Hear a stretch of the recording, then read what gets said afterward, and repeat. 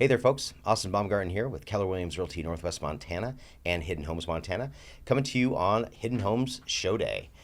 We have an awesome guest right now, actually friend and fellow business partner, Dave Christensen, who is the broker owner of Mountain Lake Mortgage, and we're here today to talk about his life in Flathead County. I mean, you've been here for quite some time, but also your life in lending, because you've been through multiple cycles of real estate, from my understanding. Quite a few. Yeah.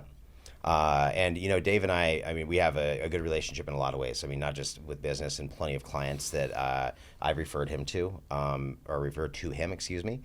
But also, he actually has helped me purchase homes myself, which is fantastic. So there's a lot of trust there, which is awesome. And that's why we have Dave here today, to kind of give us some education on what's happening in the market, because I think that's one of the biggest questions that I know I'm asked, like multiple times a day. Yeah. It doesn't matter if it's the person down the street, my next door neighbor, or someone in the grocery store. If they find out that I'm in real estate, they're saying, "Well, what do you think about the market?" Yeah. And it's always like, "Well, what do you have? Like, Yeah. what are you doing in the market?" Yeah. What's the question there? Because there's so many variables. Yeah. But anyway, what I kind of want to talk about is just like, Dave, let's give you a little backstory, of who you are, where you came from, and all that stuff in between. So, how long have you been in Flathead County? So I've been back in the Valley since '97, so 25 years. But Okay. Montana native, Flathead Valley native, born and raised here. I was away for 15 years, I guess, probably. Then came back in '97. Graduated Flathead High. Went away for a while. Started in the industry in 1987. So, in fact, last week, October 19th, last week was my 35th anniversary in the mortgage world. So, Whoa. yeah. Okay. So yeah, I've been around a while. Seen a few ups and downs. Wowzers. Okay. Yeah. Yeah, definitely. So we'll speak to that in just a minute. Yeah. What about your background with, schooling, first job? I always like to ask people what their first job was, because it's usually not what people Yeah. are doing still today. Yeah. So, really, first career type job was becoming a mortgage loan officer.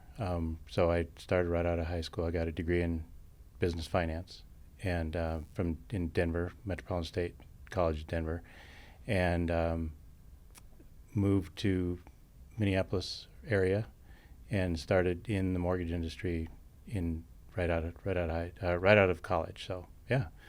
Wow.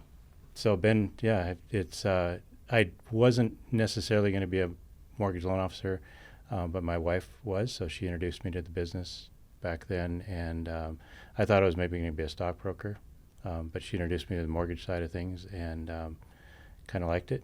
Love working with people. Love kind of the dual aspect of getting to work with people, and also the numbers, technical part of it. So it's a really good mix that way. So yeah, I've got hooked a long time ago, and been ever since.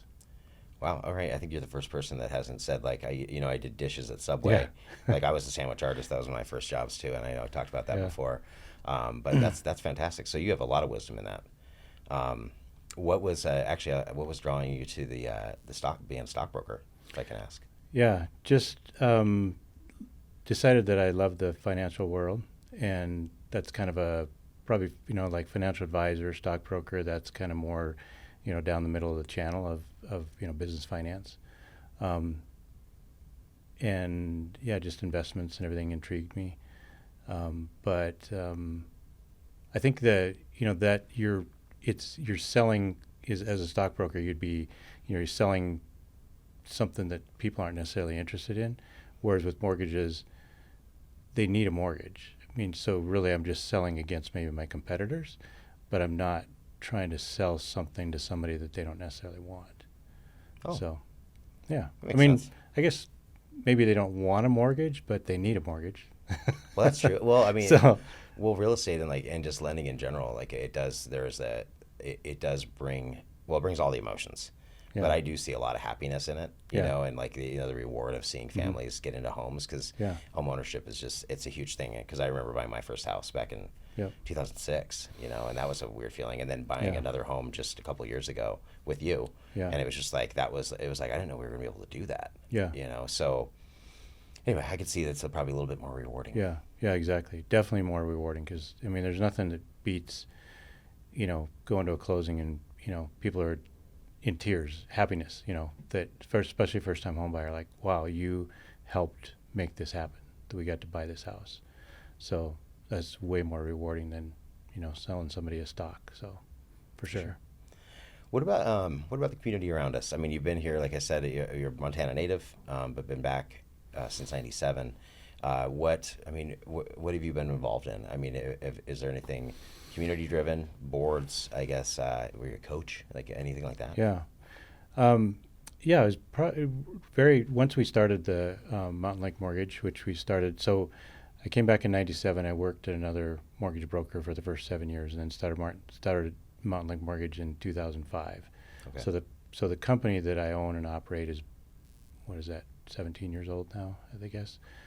So it got pretty involved. We started the company in Lakeside Summers area, so I was very involved in that community, especially in the Lakeside Summers Chamber. I was chamber president for a couple of years, so pretty active that way. Also very active in our association. So we had there was a association called Montana Association of Mortgage Brokers. I was president of that for a while, very active on the board and the president. So that was during the time that the mortgage and real estate world went through the crash. So pretty active in helping kind of form the licensing of mortgage loan officers in the state.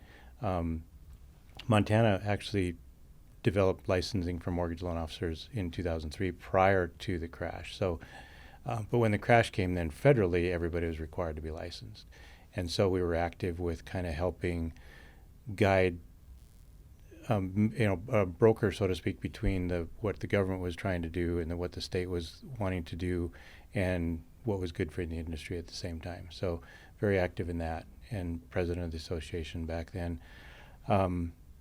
So yeah, that was some interesting times, helping guide, the industry within the state, and at least on the mortgage broker side, during that time from like 2008 to 2011 and 12.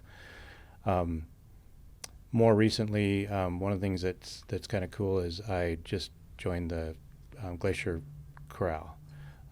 So I've sang all my life, but haven't done it in an organized fashion, like part of a chorale group. So Really? yeah. So I'm pretty excited about that. So that's just started that this fall, and really enjoying it.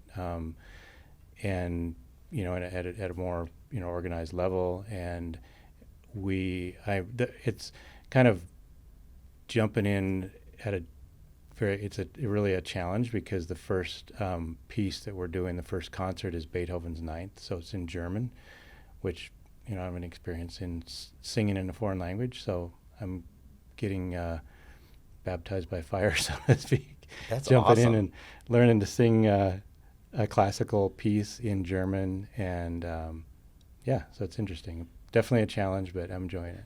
Well, when do we get to see you? So that concert is coming up the weekend of November 18th, 19th, and 20th. So Okay. Beethoven's Ninth concert. So it's with the Glacier Symphony. So Glacier Symphony and Chorale, and then that's followed shortly by Handel's Messiah, and that is the weekend of December 3rd and 4th, or 4th and 5th, something like that. So the first weekend of December is the Handel's Messiah concert. So and that'll be with the symphony also, and they're in the new that new venue auditorium at FECC. So that's exciting too. Yeah, I've heard that's beautiful. Yeah. You actually now have me going to the symphony. Yeah. I didn't know that. Yeah. See, we find new So- things about of our guests Yeah. all the time. I didn't know Yeah. you sang. Like, that's fantastic. Yep. Okay, cool. Yeah. Glad to hear that. Especially doing it later in life. Like, that's always thinking, Yeah. like doing some of those goals. Mm-hmm. I find that I try to do that stuff too. So Yeah. good for you. I'm not singing though. You're not singing? No, Okay. not yet. I sing to myself, and I sing to my dogs and my wife, and Yeah. she thinks it's just funny. Yeah. That's about it. So cool. Well, let's see here. This is a big one, because I kind of want to tie this one into, you were just talking about starting your mortgage business in 2005 and going through 2011, and you kind of got into that whole, like, when we had our big recession, correct? Yeah. But I kind of want to tie that into the biggest changes you've seen in the Flathead, maybe during that time to here. But what really happened to kind of, in your perspective, in the mortgage world back in I wouldn't call it the Great Recession, maybe. I don't know. Great Recession. Is it Yeah. called the Great Yeah, Recession? I think it is. Yeah. Yeah, so it'll give me some insight on that, and then like the changes you've seen in Flathead since. Yeah. Yeah, we went through it. I mean, it was a very challenging time. The mortgage industry at that time was kind of wild and woolly, so to speak. I mean, the joke was, if you have a pulse, you can get a mortgage. I mean, it wasn't literally that easy, but there were the stated income, no doc loans. We think back on that now, and it seems kind of crazy. Like, wow, the hoops that we jump through now to get somebody a mortgage. That we didn't have to at that time, and it's unfortunate because those programs had a good place in in helping, like especially self-employed borrowers, for example, make it easier to get a loan where they often don't show as much income as maybe they actually make on their tax returns. So they were the original design of those programs was well intended. It just went too far, and so there was a lot of crazy things, crazy mortgages being done. And so at that time, because it was easy to get mortgages, and it was easy to get 100% mortgages, and there was even doing, we called them 125 loans, which were second mortgages that you could do up to 125% of the value of your property. So sounds crazy today, right? Yeah. You could get a second mortgage, say your property is worth $200,000, you could get, what is that, $250,000? You could be, you could borrow up to $250,000 against your $200,000 property.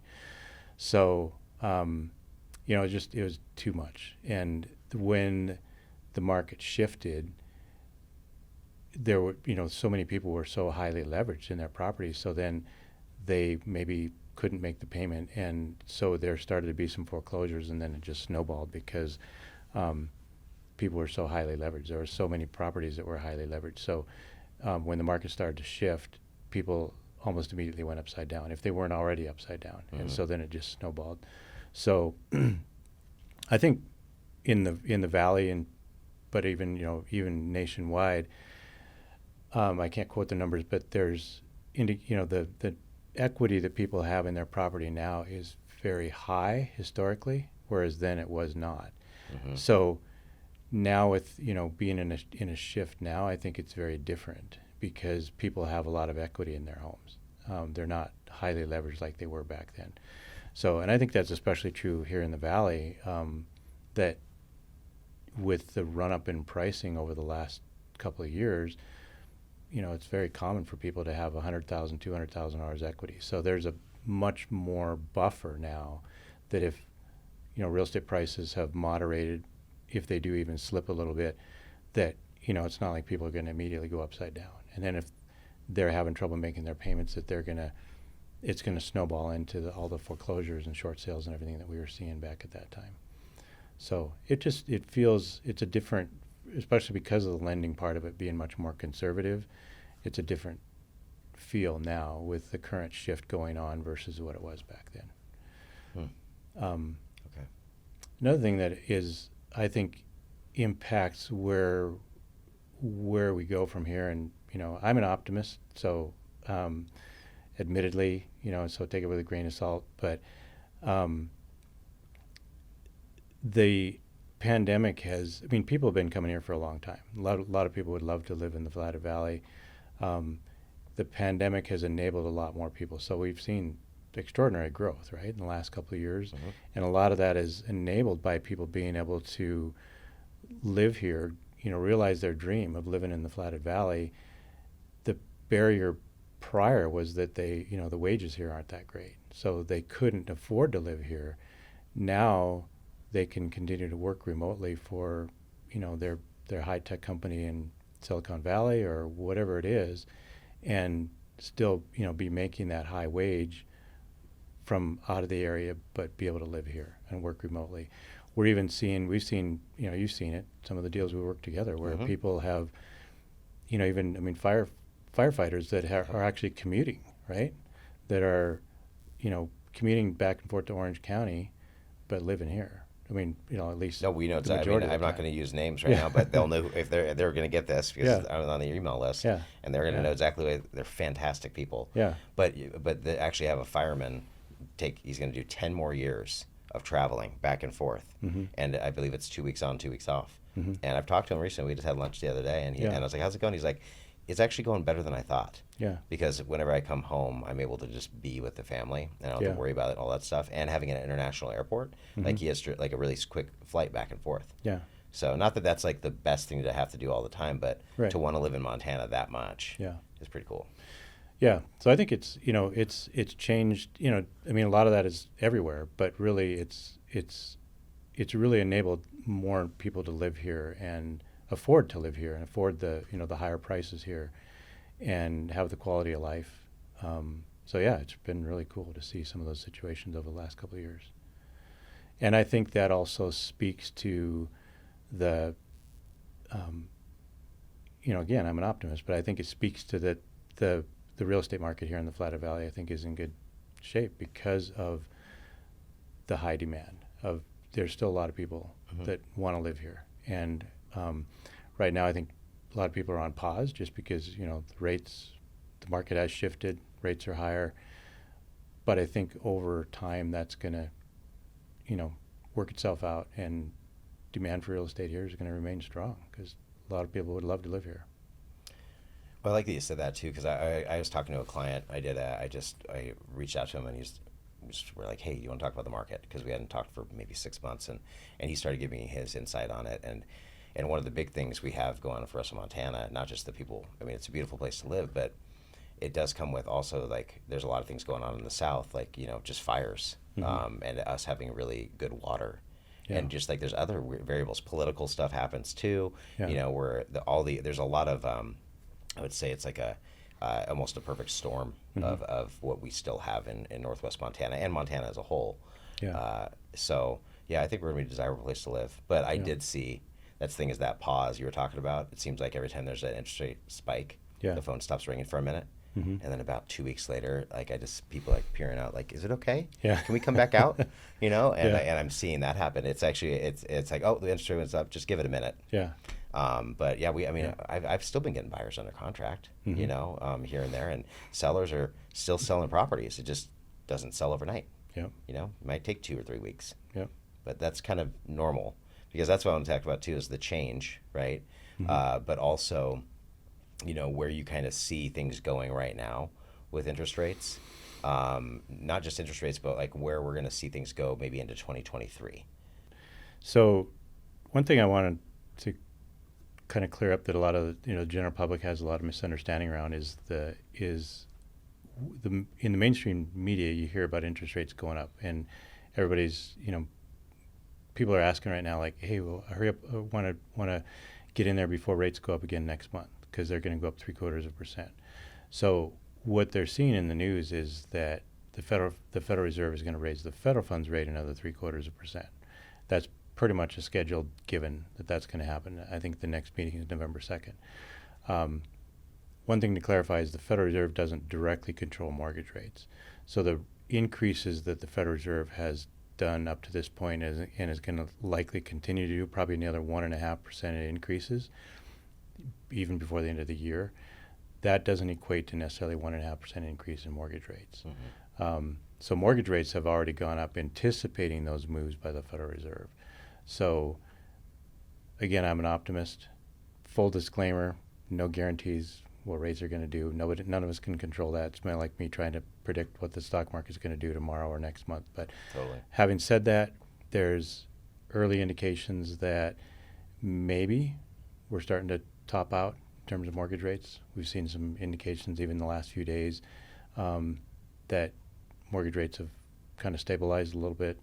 Today, in fact, was a good day. Rates actually came down a little bit. Where are we today, if I can interrupt you? About 7%. It is 7%? Yeah. Okay. Average rate's about 7% right now. Okay.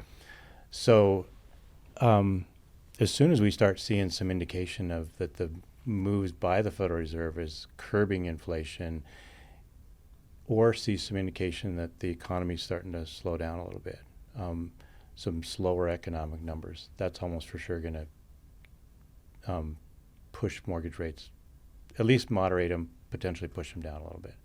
So I don't know. I just my own personal gut feeling, and shared by a lot of experts right now, is that we've probably seen the worst of it as far as mortgage rates. So in spite of what the mainstream media is going to report over the next couple months of 1.5% increase in mortgage in rates, that's the federal funds rate. Mortgage rates, that's already expected. Okay. So no reason to panic, I don't think. Just that's kind of a message of people don't need to be panicked about mortgage rates right now. So in terms of where what people can do right now. So there's some cool things right now that can help buyers and sellers. One of the things that's become more popular is what's called a 2-1 buy down. Okay. So you've probably heard about it, maybe somewhat familiar with it, but that just means that, let's say the note rate is still, say, 7%. The buyer gets 5% for the first 12 months and their payment calculated accordingly, and then 6% for the second 12 months, and then it goes to 7%. So the underlying rate is still 7%. So it's not for everybody. But say the right situation, maybe somebody that maybe one spouse, for example, is not working right now, but is going to be, maybe they're finishing up their degree and they're going to be working in the near future. So they know their income is going to be higher. That's a perfect situation maybe for a 2-1 buy down. So I ran some numbers today on, say, a $400,000 loan, which is pretty common right now. That 5%, the payment at 5% versus 7 is $514 a month lower. So it's huge. Wow. Yeah, it's really huge. $500 a month lower payment for the first 12 months. Then it's about $250 a month lower for the second 12 months, and then it goes to the full amount. So that's a huge savings, and the so-called subsidy of that payment for those first 2 years, it ends up being about 2.3% of the loan. Mm-hmm. So that can be paid by the seller. And so, like on that example, that $400,000 loan, that's about $9,300. So that's easy for to maybe negotiate into the deal, is to have the seller pay that, and it gets the buyer that lower, takes the bite out of today's higher interest rates for that first 24 months. It's really great if people believe that interest rates are going to go back down over the next couple of years. Mm-hmm. So let's say that they get the opportunity, rates go back down and they can refinance back to maybe 5 or 4.5 on a, that's their permanent rate. They're going to want to take advantage of doing that. They haven't used up all of that subsidy yet. That actually, so let's say that maybe $3,000-4,000 of that hasn't been used up. That actually goes back towards the payoff on the loan that they have, so they don't lose that money. So is there well, that's the question, because I've heard this is a great explanation of it, by the way. Is there any penalty at all if they want to refinance in that 3-year period? No. So and a lot of people I'm hearing are saying that they're anticipating those rates going down at some point within that 3-year period. Yeah. Hopefully sooner than later. Yeah. So that could be a real big benefit, especially if you're staying in the house long term. Right. Because even if you're refinancing and having to pay that little bit extra for a refi, right, then it's still going to save you money in the long run. Yeah. Okay. Yeah. Makes a lot of sense. And again, it's got to be the right situation, and we're careful about making sure that people have full disclosure on that. They understand that this is still a 7% rate long term, and we want to make sure they know what their payment's going to be at 7%, and no guarantee that they can refinance.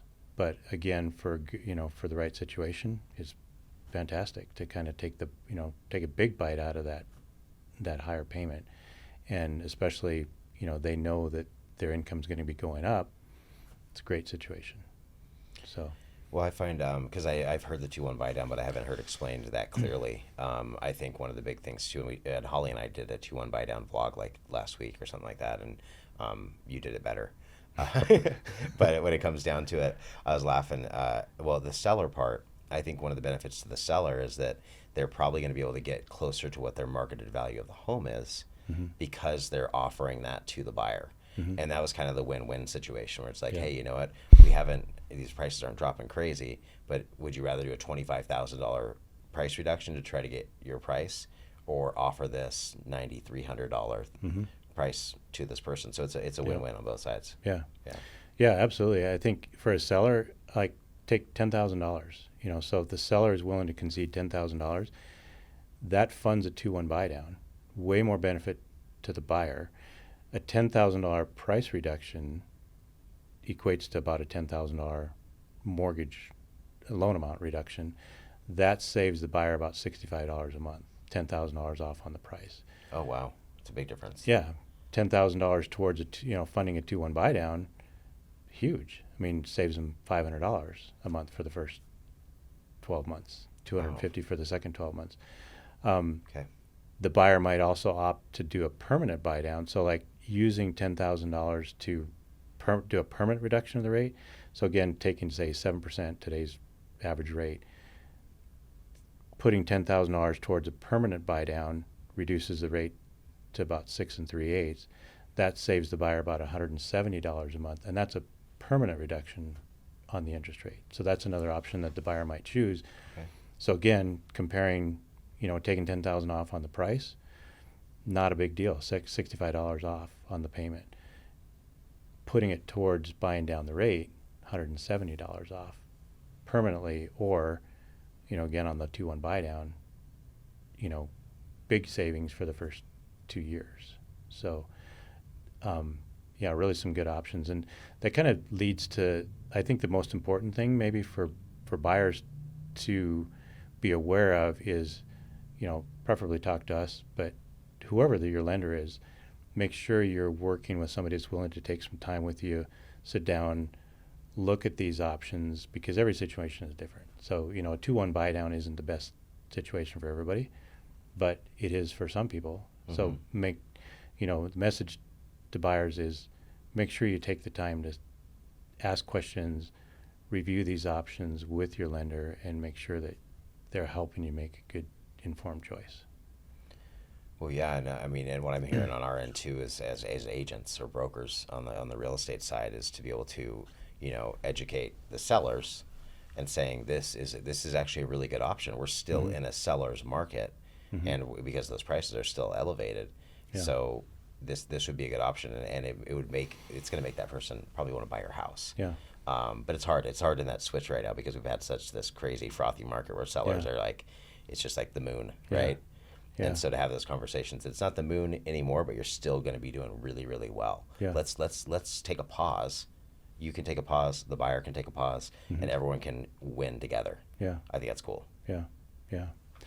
And I think it's the shift that we're seeing isn't necessarily a bad thing. It's it's kind of bringing things into a better balance. Because you and I saw that many times over the last couple of years, how many people got frustrated because they're trying so hard to buy a house and they're competing with 20 other offers. Yep.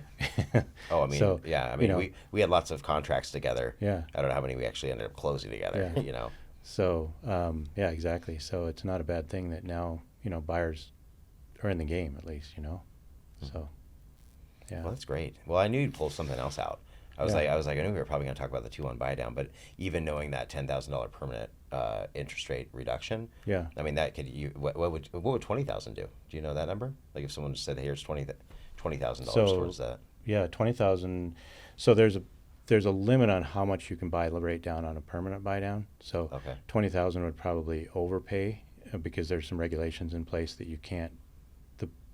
The buyer can't pay more than a certain number of points. Even if the seller's paying the points, there's still a limit on how many points can be paid. Okay. So, but it depends on the price too. So $20,000 could be well used on something more like $500,000-$600,000. We could definitely use $20,000 to the buyer's favor. Yeah. Good. But there's we can always determine what is that number. What's the maximum number based on the price of the home that would give the maximum benefit to the buyer. So, sorry, that wasn't really a clear answer in terms of numbers. So it doesn't necessarily double that savings to pay 20 because it might be end up limited by the regulation that's in place. No, that makes sense. It's just what I'm hearing too is that I as an agent and all agents around us, brokers mm-hmm. and everything, need to be talking to lenders more often. Yeah. And making sure that's like part of our monthly, or weekly engagements and networking. Yeah, because absolutely. Every time I talk to either you or I talk to other mortgage lenders, I learn something new. Yeah. And it's fantastic. So that's the type of stuff that we can bring to buyers, mm-hmm. and that helps our business. Yeah. That's the way I look at it too. So. Yeah. All right. Well, that's been a nice mouthful. Yeah. Let's get back into some. Let's talk about you in the Flathead Valley a little bit because we heard one hobby, which singing Yeah. obviously is one of those things. I've also been a part of. I haven't gotten on the inner tube, but I've watched the destruction of your boat taking people on the inner tube on the lake, and them coming back and have flipped and done all. I mean, I've heard you're a wild man with the boat. What else you got? Like, what else do you love doing in general for hobbies? Yeah. Well, as you know, we're blessed in that we live in summers on the lake, and yeah, just being on the lake, it's amazing. We love it. Summer times are just getting out there and having people over and getting them out on the boat or on the skis, wakeboard, tubing, whatever it is. I love it. Hiking is a passion. Definitely love getting out and doing the hiking. Being in the woods, being on the trail. Yeah, those are probably the two biggest things, and then just having sharing our place with people. That's really a passion too. Love having people over. Again, even getting them out on the lake, but any time of the year really. Sharing, having people be able to just experience Flathead Lake, even if they're not out on it. It's love spending time with people, having fellowship with people is great. That's a passion for sure. Good. Yeah. No, I love your property's stunning. Thanks. It's a fantastic place to be. So, hiking, like you and I are kindred spirits in that, and I mean that's one of my favorite things to do is get on a peak or just on a trail. Yeah. But I always ask everyone because Glacier National Park is, something very, very special to me. Mm-hmm. And I know a lot of people around here, especially people that are Montana natives. Mm-hmm. But I guess, what does Glacier mean to you? Yeah, it's the jewel of the continent. It's amazing to be in the shadow of Glacier Park, and just every time I go up there, no matter, even having grown up here, I think it was really good to have left the valley for a while. I appreciate a lot more from coming back to the valley after 15 years away. But yeah, no matter how many times you go up there, just the awe-inspiring views in the mountains, and it's just having that in our backyard is such a blessing and just amazing. So, yeah, can't say how thankful I am to be able to live in the shadow of Glacier Park. Good. Yeah. I feel you. Yeah. Definitely. Yeah. Well, Dave, thank you so much for your time. Yeah. Obviously, you're very important to my life, and I know a lot of people that have purchased homes. We're going to do a little plug. How do we find you? That's the biggest question too. What's the best way to get a hold of Dave Christensen or any of your associates at Mountain Lake Mortgage? Yeah. See our website, mountainlakemortgage.com. So very easy website to remember. And our Facebook page, you can easily find it too. Just search for Mountain Lake Mortgage. As far as a plug, if you don't mind me bragging a little bit. Yes, please. Very honored to have won the voted best mortgage loan officer in the Flathead Valley. The inaugural year of that being a category. So super honored to have won that, and I think just speaks to having been in the valley as long as I have, and in the industry as long as I have, and just the reputation developed of a long time of helping people buy homes, and taking the time to sit down with them and help them understand their options. So yeah, happy to have won that award. And phone number 406-751-2350, and again, website mountainlakemortgage.com. Awesome. Well, I'm going to say one more testimonial to you is that, and because my wife Carly, one thing I remember she's always said is that I loved talking to Dave because of the way he explained it to me. He didn't make me feel like an idiot. And no, she loves that. Yeah. Because there's people out there that are kind of condescending, and you're not. Yeah. Every time we had questions about anything, you sat down or you took the time to really explain it. And if we asked again, and then she was just, I remember her saying I got it, and the same thing for me. Yeah. So thank you once again for helping our family have not one but two mortgages on different homes right now, and it's fantastic. So it's been really nice talking to you. was honored to get to work with you and honored to be here. So thanks for having me. Absolutely. Well, folks, this is the Hidden Home Show. Austin Baumgarten with Keller Williams Realty Northwest Montana and Hidden Homes Montana with Dave Christensen from Mountain Lake Mortgage. We are over and out.